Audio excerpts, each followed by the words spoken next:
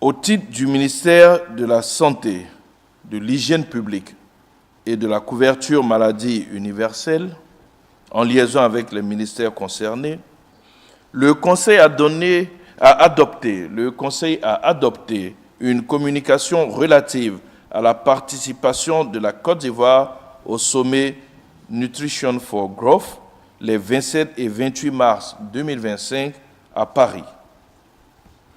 Une délégation de haut niveau, conduite par le vice-président de la République, prendra part à cette importante conférence internationale dédiée à l'adoption de nouveaux engagements après ceux de Tokyo, en vue d'éliminer la malnutrition sous toutes ses formes d'ici 2030.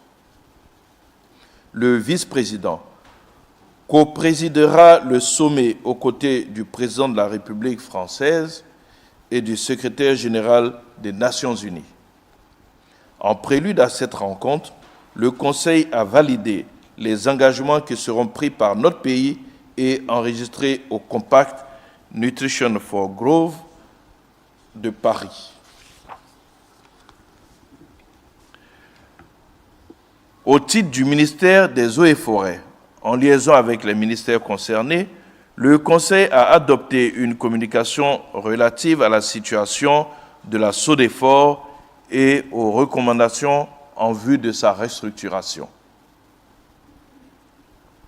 Depuis 2018, la SODEFOR présente une situation financière déséquilibrée, caractérisée par une rentabilité financière insuffisante combinée à un accroissement des charges d'exploitation. Aussi, sur proposition du comité interministériel de restructuration de la SODEFOR, mis en place en 2023, le Conseil a adopté un plan de restructuration financier pour redynamiser durablement cette société d'État compte tenu de son apport stratégique dans la réhabilitation du couvert forestier national. Ce plan de restructuration est essentiellement structuré autour de l'effacement de la dette de la SODEFOR à l'égard de l'État et de la mise en place d'un modèle économique adapté en ligne avec la maîtrise de ses charges d'exploitation afin de rétablir l'équilibre financier de la société et de dégager des ressources substantielles pour assurer le financement optimal de sa mission de reboisement. Au titre du ministère de la Cohésion nationale, de la solidarité et de la lutte contre la pauvreté, et cela en liaison avec les ministères concernés, le Conseil a adopté une communication relative à la mise en œuvre du programme Filets sociaux à fin décembre 2024. Le programme Filets sociaux a été conçu pour soutenir les ménages vulnérables ciblés parmi les plus pauvres, avec un accompagnement financier trimestriel de 36 000 francs CFA sur une période de 3 ans et des mesures diverses d'appui pour favoriser leur inclusion sociale. De 2017 à 2024, 457 000 ménages bénéficiaires ont été touchés sur l'ensemble des 31 régions du pays. En 2024, les ménages actifs qui continuent de recevoir les transferts monétaires sont au nombre de 230 000 après la sortie progressive de 227 000 ménages au terme de leurs 3 années de bénéfices. Le coût global des transferts redistribués aux ménages bénéficiaires de 2017 à décembre 2024 s'élève à 156 milliards de francs CFA. Ce montant inclut 141,3 milliards de francs CFA en transferts directs et 14,6 milliards de francs CFA comme subvention de sortie aux ménages. En plus des allocations trimestrielles, le programme Filets sociaux offre, pour le renforcement du capital humain et la productivité des ménages bénéficiaires, un encadrement sur les pratiques familiales essentielles, la gestion du budget familial et la promotion des activités génératrices de revenus. Cet encadrement assuré par les travailleurs sociaux de la fonction publique, appuyé par des agents communautaires, a été particulièrement marqué par l'engouement des populations pour la mise en place des associations de valorisation de l'entraide communautaire avec, en abrégé.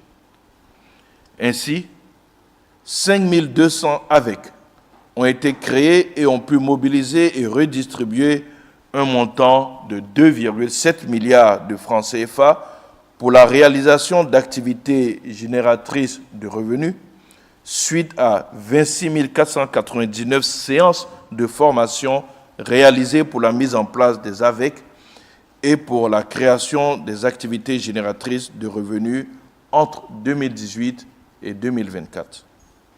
Aussi, pour l'année 2025, le gouvernement entend poursuivre l'allocation des transferts monétaires et l'encadrement des 230 000 ménages bénéficiaires actifs à ce jour, tout en ciblant 70 000 nouveaux ménages dans le cadre de l'extension de la couverture de 457 000 à plus de 527 000 ménages, conformément aux orientations de son Excellence, Monsieur le Président de la République.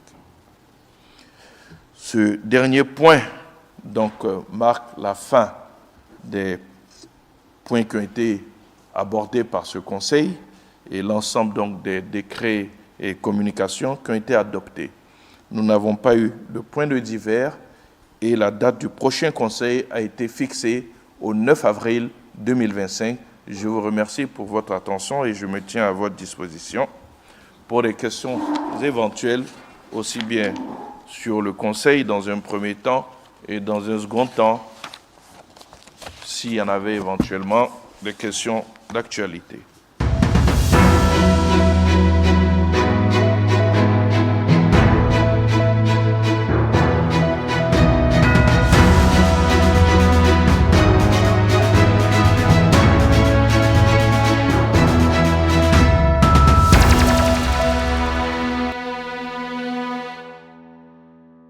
Je suis à votre disposition pour des questions d'actualité, si vous en aviez.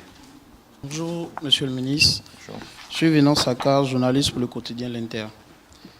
Monsieur le ministre, l'on assiste ces dernières semaines à un regain de discours guerriers, de discours extrémistes de la part de la classe politique, c'est-à-dire l'opposition, tout comme du parti au pouvoir. Pensez-vous, à 7 mois des élections présidentielles, que ces discours-là sont de nature à non seulement garantir aux populations des élections apaisées, mais aussi à aplanir l'environnement politique? Merci bien. Je ne veux pas vous reprendre, mais je ne pense pas que nous entendions la même chose ou que nous lisions la même chose, parce que je n'ai pas entendu de discours guerriers venant donc du parti au pouvoir.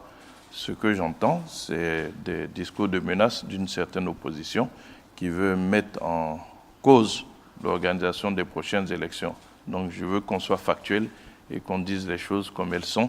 Je ne me souviens pas avoir vu un membre du parti au pouvoir menacer qui que ce soit, puisque vous parlez de discours guerriers. Mais par contre, ceux qui menacent, qui posent des conditions à la tenue donc, de ces élections, on les connaît, on les entend, on les lit. Donc je voudrais que les choses de ce point de vue soient claires. La Côte d'Ivoire a beaucoup souffert suite à la crise post-électorale que nous avons connue. Mais bien avant cela, la Côte d'Ivoire a beaucoup souffert donc, de la rébellion que nous avons connue en 2002. Avant cela, les Ivoiriens ont souffert dans leur chair, dans leur sang, dans leur esprit, suite à ce que certains acteurs ont eux-mêmes appelé des élections calamiteuses qui se sont soldées par, hélas, la découverte d'un charnier en octobre 2000. Je ne pense pas que les Ivoiriens soient prêts à revivre encore tous ces moments de violence extrême qui se sont soldés par des tueries massives donc de concitoyens. Je pense que certains acteurs devraient épouser l'air du temps et comprendre que les Ivoiriens ne veulent plus souffrir. Les Ivoiriens ne veulent plus être divisés. Les Ivoiriens aspirent à vivre en paix. Les Ivoiriens ont démontré leur volonté de vivre en paix lors de la dernière CAN que nous avons connue, qui a été un moment de rassemblement, un moment de joie, un moment de fête, un moment de cohésion nationale. On devrait pouvoir tous s'inscrire donc dans cette dynamique-là et comprendre que même s'il peut exister quelques nostalgiques de ces périodes troubles que notre pays a connues, mais que les choses ont beaucoup évolué et qu'aujourd'hui, les Ivoiriens aspirent à la paix. Il faut surtout qu'ils réalisent que beaucoup d'années sont passées et qu'aujourd'hui, quand nous avons une population qui a plus de 75% à moins de 35 ans, ils doivent comprendre que ceux qui aujourd'hui ont 25 ans sont nés en 2000, n'ont pas connu ça et n'ont aucune envie de connaître ces moments de violence-là. Eux, tout ce qu'ils ont vu, c'est un pays véritablement, au moment où ils commencent à acquérir la pleine conscience, qui peut se situer autour de 14-15 ans, mais tout ce qu'ils ont vu, c'est un pays en paix. C'est un pays qui a gagné la Coupe d'Afrique des Nations. C'est un pays qui vit en harmonie. C'est ça le modèle que le président Ouattara leur a offert. C'est un pays qui se développe. Un pays où nous avons de plus en plus d'infrastructures modernes qui font que nous n'avons rien à envier à certaines nations développées. C'est ce que le président Ouattara leur a servi. Et ces jeunes Ivoiriens-là, ils ne connaissent que ça. Maintenant, si des gens ont vécu d'autres périodes et qu'ils encadrent le traumatisme, parce que c'est une forme de traumatisme que de vouloir perpétuer certaines violences que nous avons vécues, je voudrais les encourager à faire leur aggiornamento, se reconvertir et puis adopter des attitudes de paix. Bonjour, Monsieur le ministre. Cyprien Kwasi pour Abidjan.net. Monsieur le ministre, la porte-parole de la coalition pour l'alternance pacifique, Simone Eivie Gbagbo, affirmait lors du lancement de cette coalition avoir adressé 2 courriers au gouvernement ivoirien à l'effet d'obtenir un dialogue politique pour garantir une élection inclusive, transparente et apaisée. La porte-parole a même indiqué que cette question était urgente. Alors, ma question est de savoir, est-ce que le gouvernement ivoirien confirme avoir reçu les 2 courriers? Et aussi, la seconde, est-ce que le gouvernement envisage d'ouvrir le dialogue politique tant sollicité par les partis de l'opposition ivoirienne? Merci. Alors, ce qu'il faut éviter à notre pays, c'est cet éternel recommencement, un peu comme Sisyphe dans la mythologie gréco-latine. Je peux comprendre que certains partis politiques n'existaient pas quand le dialogue politique a eu lieu. Vous me parlez d'une coalition, mais certains partis membres de cette coalition ont participé au dialogue politique. Je pense que ce serait bien que ces partis-là puissent partager les conclusions de ce dialogue politique-là avec ceux qui n'existaient pas au moment où le dernier dialogue politique a eu lieu. Et il me plaît de rappeler, même si je l'ai déjà fait ici, que l'une des principales conclusions de ce dialogue politique, auquel tous les partis qui y ont participé ont adhéré, était de dire qu'aujourd'hui, dans notre pays, toutes nos institutions sont installées et fonctionnent. Et que pour quelque problème que ce soit, qui relève du fonctionnement normal d'une institution, eh bien, que les requêtes soient adressées à ces institutions. Je pense que quand on se met en association, c'est pour partager les expériences. Il ne faut pas que ceux qui ont participé à ce dialogue politique, qui ont une pleine connaissance donc, des conclusions de cette dernière session qui a eu lieu, la gardent pour eux-mêmes, qui la partagent avec les autres partis membres de cette coalition-là. Évidemment, c'est de bonne guerre. Nous comprenons que des partis cherchent à se mettre ensemble, mais comme je l'ai dit, quand on se met ensemble, c'est pour partager l'expérience, c'est pour partager les bonnes pratiques.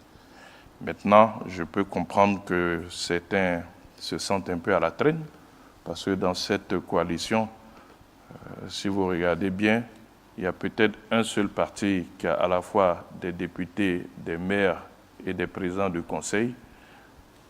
Si je veux poursuivre la réflexion, il y en a un deuxième qui a peut-être des députés, mais tout le reste est quasiment inexistant sur la scène, je dirais, sociopolitique. Bonjour, Monsieur le ministre. Jules Eugène pour ATCI.info. Monsieur le ministre Kwangi, c'est la nouvelle marque de véhicule ivoirienne qui a été trouvée par un Ivoirien. Est-ce à dire que cette marque-là, qui est peut-être aussi une marque africaine, qui pourrait être une marque africaine, l'avenir que le gouvernement lui réserve, est-ce qu'on peut espérer avoir un avenir radieux pour l'automobile en Afrique, l'industrie automobilière? Merci, Monsieur le ministre. Bien, je salue l'innovation et vous savez très bien que le gouvernement encourage l'innovation, mais pour ce qui concerne toutes les innovations, vous avez quand même des homologations qui doivent être faites. Et en ce qui concerne les véhicules, c'est le ministère des Transports qui doit homologuer. Donc, pour cette nouvelle marque que vous parlez, lorsqu'elle aura l'homologation nécessaire, très certainement, elle bénéficiera donc de l'accompagnement dont elle a besoin. Mais pour cela, il faut passer par ce processus. Bonjour, Monsieur le ministre. Je suis Jean-Mélène Biti de Radio de la Paix. Alors, Monsieur le ministre, on sait que l'ordonnance sur l'organisation de la société civile est passée en commission, a été votée à la majorité, mais les organisations des organisations religieuses ont appelé récemment les députés à ne pas voter cette ordonnance-là parce que cela serait une intrusion de l'exécutif ou bien du pouvoir dans les affaires religieuses, alors que cela serait quelque chose qui n'arrangerait pas la liberté religieuse en Côte d'Ivoire. Alors, qu'en dites-vous? Et puis aussi, on a vu que l'opposition au Parlement avait voté contre cette ordonnance-là. Est-ce que le gouvernement pourrait avoir une oreille attentive aux appels des religieux? Alors, il y a une chose qui est très simple. Il faut qu'on apprenne à être conséquent. On ne peut pas appeler partout à la transparence et en même temps avoir peur de la transparence. Il faut qu'on soit conséquent. Il n'y a aucune intrusion de l'exécutif. L'exécutif a le droit, et c'est un peu cela aussi un de ses droits régaliens, de vérifier le fonctionnement de toutes les associations, de toutes les structures qui fonctionnent dans notre pays. En ce qui concerne les ONG, il y a nécessité, à un moment où le monde entier lutte contre le blanchiment des capitaux et le financement donc, du terrorisme, de regarder ce qu'il en est de la gestion de ces ONG. C'est juste de l'ordre qui est mis. Et si elles n'ont rien à se reprocher, il n'y a pas de raison qu'elles n'acceptent pas d'ouvrir leur compte et que l'on voit quelles sont les sources de financement dont elles bénéficient. C'est juste de la transparence qui est mise et une meilleure organisation de ce domaine-là qui, il faut le dire, et vous le savez très certainement, autant que moi, puisque vous êtes des témoins vivants donc, de notre pays, avait besoin d'être ordonné, avait besoin d'être organisé. Nous sommes un État laïque. La laïcité dans notre pays est vécue comme la liberté de chacun d'exercer la religion de son choix, mais surtout comme une position équidistante du pouvoir vis-à-vis de toutes les religions. Et c'est cela le plus important. Et cette loi ne vise pas particulièrement un type d'ONG, c'est toutes les ONG. Maintenant, pour les députés, ils ont leur raison. Je me souviens juste que ce sont eux qui, chaque fois, sont prêts à crier à la transparence. ben on veut mettre de l'ordre, on veut de la transparence à tous les niveaux du pays, y compris dans la gestion donc, des ONG, dont on veut savoir comment elles sont financées et qu'est-ce qu'elles font des financements qu'elles reçoivent. Ça peut vous paraître anecdotique, mais vous vous souvenez qu'il y a quelque temps,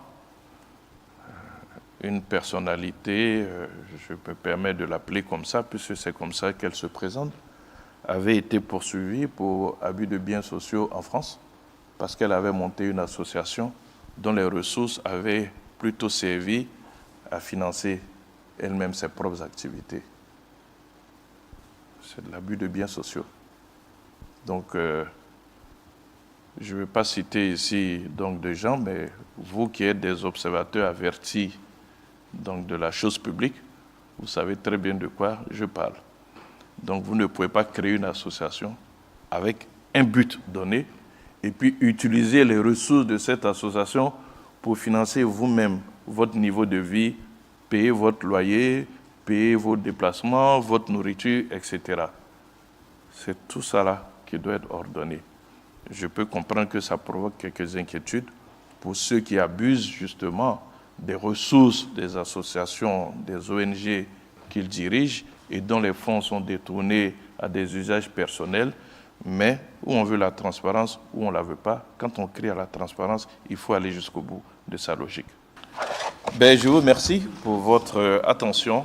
Je vous souhaite un bel après-midi.